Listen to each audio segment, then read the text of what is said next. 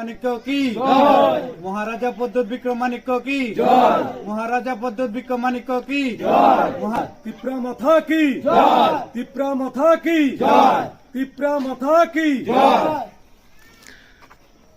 আচ্ছা, এটা কোন গ্রাম?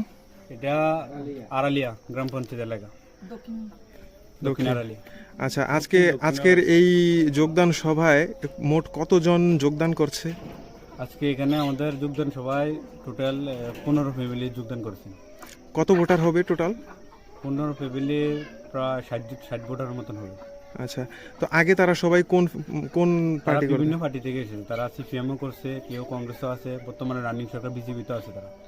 আচ্ছা, করে বিজেপির থেকে বেশি।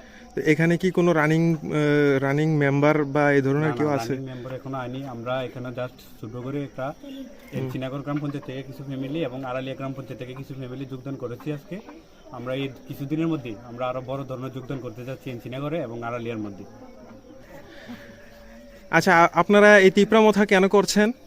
আমরা একটু ভালো লাগছে। কি কারণ কি? আমরা স্বার্থের জন্য। আচ্ছা, আপনারা তিপ্রামথায় কেন যোগদান করছেন?